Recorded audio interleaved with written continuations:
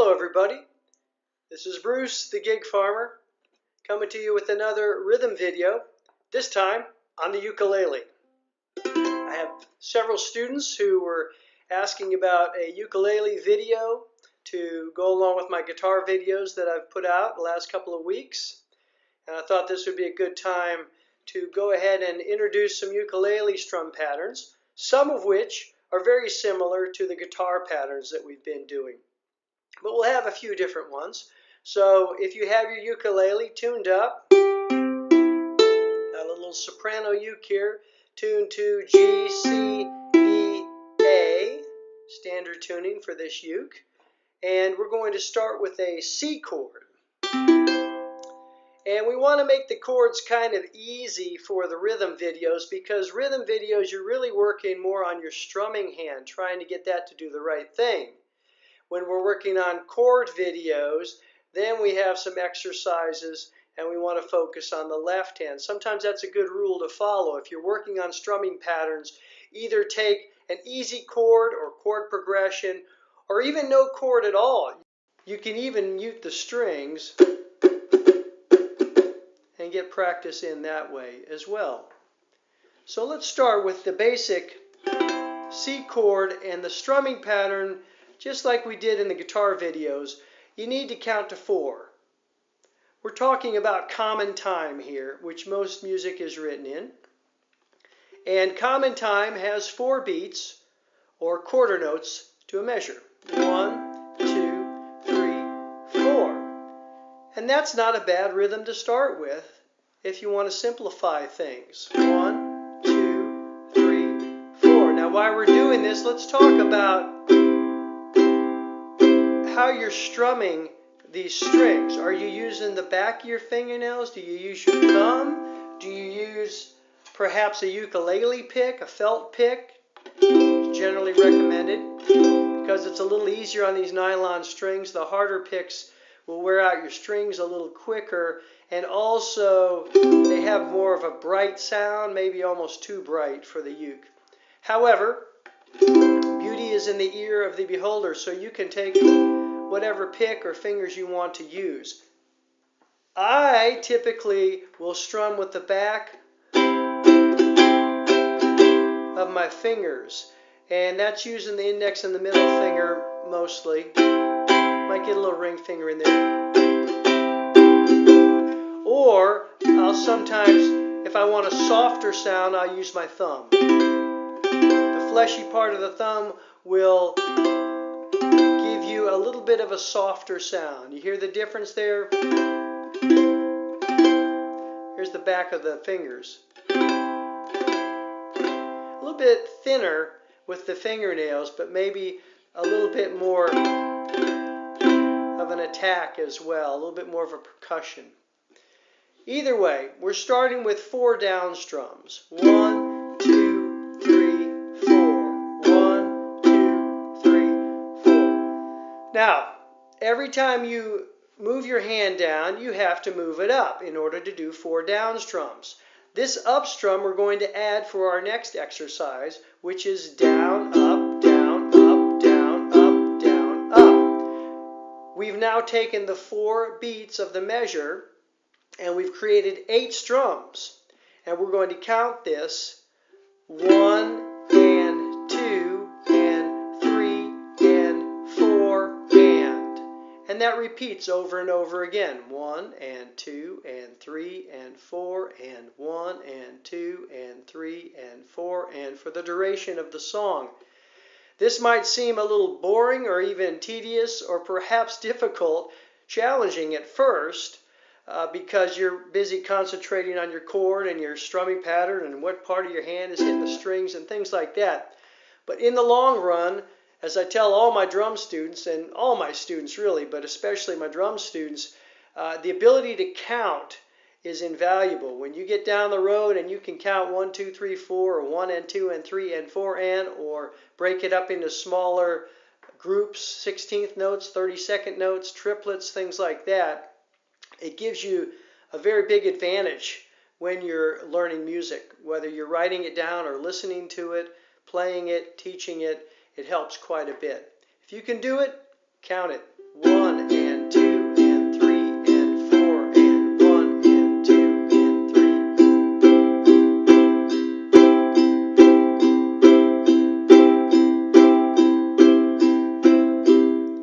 Okay, now let's take a look at what happens if we take out a strum or two, perhaps, to our pattern. And we're going to start with taking out some of these up strums. We're going to take out first the and that comes after the 4 beat. So that sounds like this. 1 and 2 and 3 and 4. 1 and 2 and 3 and 4. 1 and 2 and 3 and 4. 1 and 2 and 3 and 4. Now you notice my hand keeps moving in order to maintain that fluidness of the down-up motion. You have to keep that going, because when we get to more involved syncopated rhythms, if you stop, it's going to create a little different feel on your rhythm and it won't sound as smooth. 1 and 2 and 3 and 4, skip. 1 and 2 and 3 and 4, skip. A little faster. 1 and 2 and 3 and 4. 1 and 2 and 3 and 4.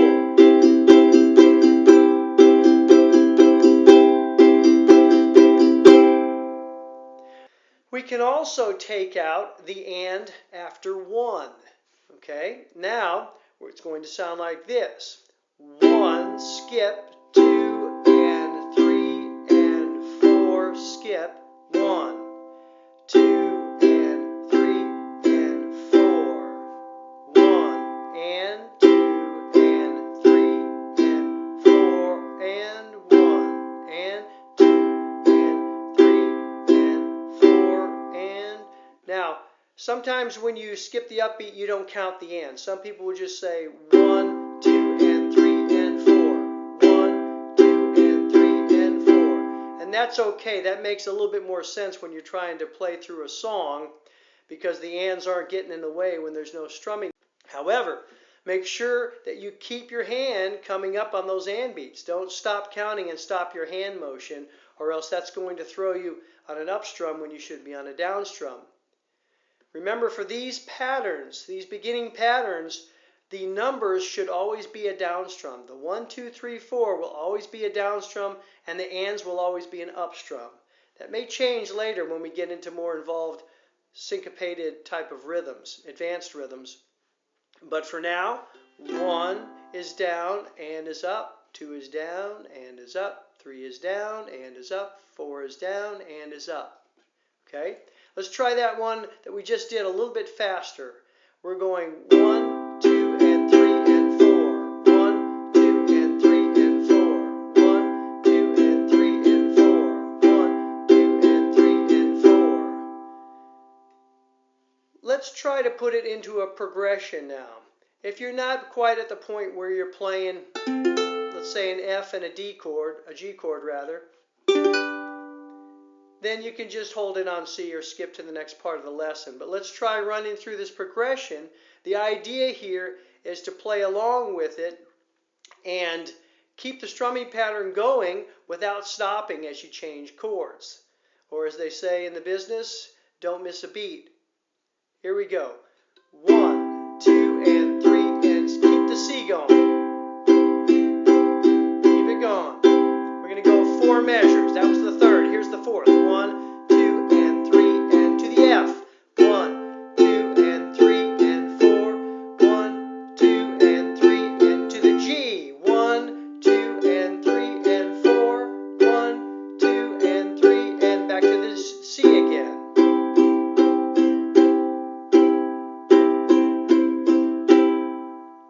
So we did C for 4 measures, F for 2 measures, G for 2 measures, and then back to C for 2 or 4 measures, depending on the song. That's a typical, I call that the default progression, 1, 4, 5. If you don't know what 1, 4, 5 means, we'll get to that in another video. But it has to do with the chords that you're playing there. In this case, in the key of C, C is 1, so D, E, F is 4, and G is 5. That's why they call it a 1, 4, 5. Let's try it again a little faster. 1, 2, and 3, and 4. 1, 2,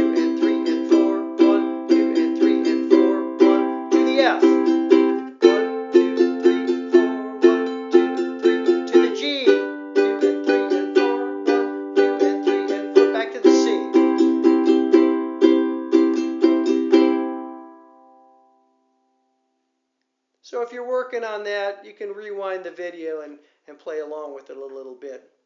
Again, we're trying to keep the strum pattern smooth as we change the chords there. If you find you're on an up strum when you should be on a down strum, slow it down and keep practicing it, and you'll get it. Now it's time to tackle some more involved rhythms. Here's one that's used quite a bit in pop songs, folk songs over the last 50 years. And it goes like this. It's a down, and you skip the and of one again, and then you play two and then you repeat that for the 3 and the 4 beat. So really it's just a 2 beat repeated. And it sounds like this. 1, 2, and 3, 4, and 1, 2, and 3, 4, and. So we've taken the and of 3 out, and we put the and of 4 back in. That's what we did. That's how it differs from the previous one that we practiced. 1, 2, and 3, 4, and 1, 2, and 3, 4, and 1, 2, and 3, 4, and 1, etc., etc. Let's try it a little bit faster. 1, 2, and 3, 4, and 1, 2, and 3, 4, and.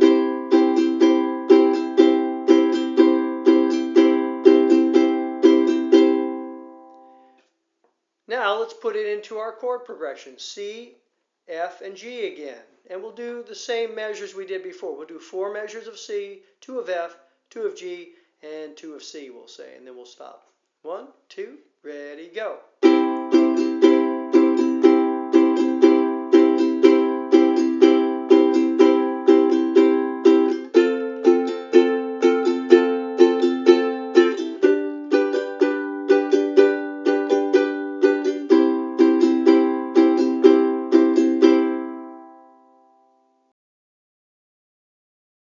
We're going to finish this video off now with a little playing, and I'm going to create a second video that's going to do a few more 8th note patterns, but they're a little bit more complex. They have to do with taking out the 3 beat, which creates this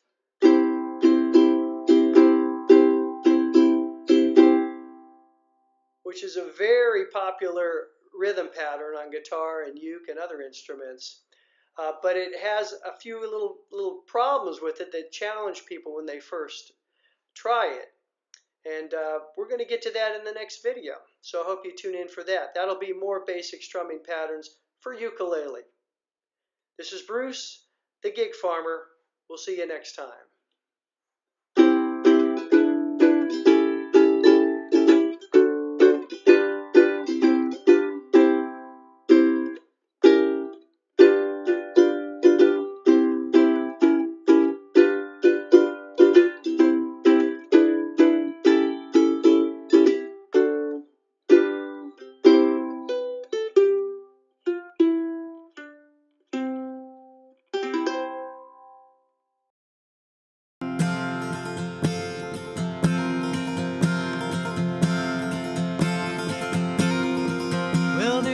Time in this fair land when the railroad did not run, when the wild majestic mountains stood alone against the sun, long before the white man and long before the wheel, when the green dark forest was too silent to be